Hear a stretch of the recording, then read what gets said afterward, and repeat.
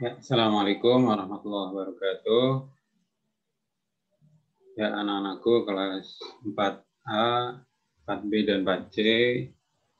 Sebelum kita mulai pembelajaran, mari kita membaca sholawat terlebih dahulu bersama-sama. Allahumma sholli ala Sayyidina Muhammad wa ala ali Sayyidina Muhammad. Ya, apa kabar anak-anakku sekalian kelas 4A, 4B, 4C yang Bapak cintai? Semoga selalu dalam lindungan Allah Subhanahu wa taala, dalam keadaan sehat walafiat, dan tetap semangat.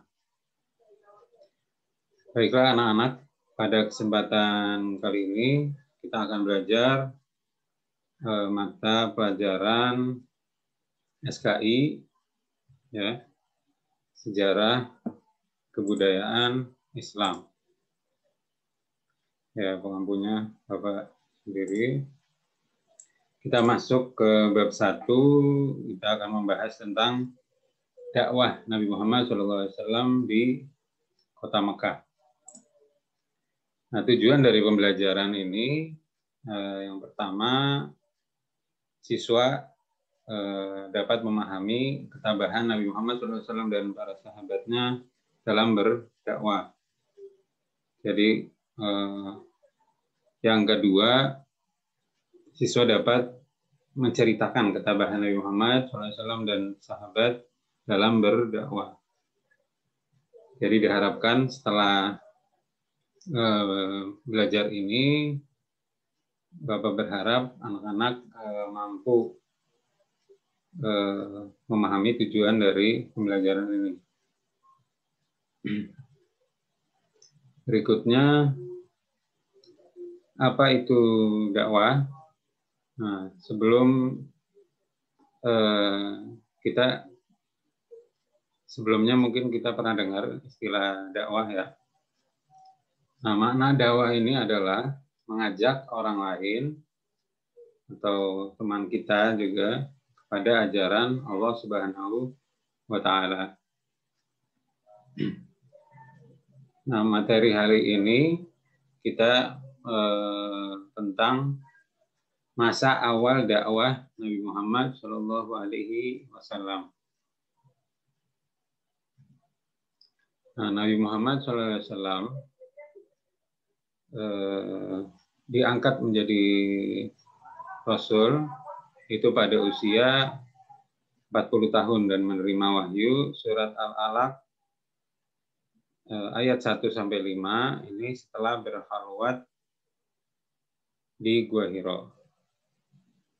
Nah, Nabi Muhammad SAW mulai berdakwahnya ini setelah turun surat kedua, yaitu surat Al-Mudaththir. Nah, di sini mungkin agak ketutup, tapi nanti Bapak sampaikan lebih lanjut. Jadi suratnya ini surat Al-Mudaththir ayat 1-7, ya. Nah, kemudian Nabi Muhammad dalam berdakwahnya ini memiliki dua strategi. Nah, strategi yang pertama ini dakwah secara sembunyi-sembunyi atau disebut dengan sirriyah. Nah, dakwah yang sembunyi-sembunyi ini disampaikan pada orang-orang terdekat Nabi, yakni kepada keluarga Nabi atau kerabat dan sahabat Nabi yang dekat. Kemudian Nabi Muhammad melakukan dakwah secara sembunyi-sembunyi selama 3-4 tahun itu di rumah sahabat Arqam bin Abil Arqam. Nah, kemudian orang-orang yang pertama masuk Islam ini disebut dengan as-sabiqunal awwalun. Nah, siapa saja ya yang termasuk ke dalam as-sabiqunal awwalun, yang termasuk ke dalam as-sabiqun al-awwalun yang pertama adalah Khadijah binti Khuwailid, kemudian Ali bin Abi Thalib, kemudian Abu Bakar As-Siddiq, kemudian Ummu Aiman, lalu Zaid ibn Harithah, kemudian sahabat Utsman ibn Affan, kemudian Zubair ibn Awam, kemudian Sa'ad ibn Abi Waqqas, kemudian Talhah bin Ubaidillah, kemudian Abu Ubaidah bin Jarrah. Dan yang terakhir adalah Arqam bin Abil Arqam. Strategi dakwah Nabi yang kedua yaitu dakwah secara terang-terangan atau jahriyah disebutnya. Nah, dakwah terang-terangan ini terjadi setelah turunnya surat Al-Hijr ayat 94 yang merupakan penanda untuk berdakwah secara terang-terangan. Dan dakwah secara terang-terangan ini dimulai sejak tahun keempat dari kenabian. Nah, kemudian cara Nabi Muhammad SAW berdakwah pada masa ini adalah yang pertama dengan mengundang kerabat dan orang-orang terpandang dari suku Quraisy dalam jamuan makan malam. Dalam kesempatan itu, Nabi Muhammad SAW menyampaikan inti dari ajaran Islam agar manusia hanya menyembah kepada Allah Subhanahu wa Ta'ala. Nah, lalu dari kebanyakan orang yang hadir saat itu, hanya sedikit orang yang mau menerima ajakan Nabi Muhammad SAW. Yaitu diantaranya paman Nabi, Hamzah bin Abdul Muthalib, dan sahabat Nabi, yaitu Umar bin Khattab.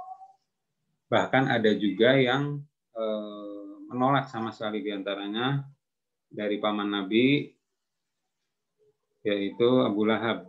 Itu yang langsung menolak ajakan Nabi. Dan sebagian besar dari mereka, yang lain juga ada yang menolak ajaran Nabi Muhammad SAW. Nah, apa sih alasan kaum kafir Quraisy menolak ajaran Nabi Muhammad? Nah, di antara yang pertama, dikarenakan adanya persaingan, berebut kekuasaan. Kemudian terjadinya kehilangan kasta untuk orang-orang tertentu. Kemudian hilangnya perdagangan patung yang memang itu dilarang. Kemudian larangan taklid kepada nenek moyang. Kemudian yang terakhir takut akan hari kebangkitan. Nah, kemudian kita masuk ke evaluasi anak-anak. Tugas anak-anak yaitu mencatat di buku tulis penjelasan slide-slide yang pentingnya saja dari video ini. Ya, itu saja yang bisa Bapak sampaikan. Untuk pembahasan selanjutnya nanti akan dijelaskan di minggu depan. Billahi taufik wal hidayah. Wassalamualaikum warahmatullahi wabarakatuh. Tetap semangat belajar ya anak-anak.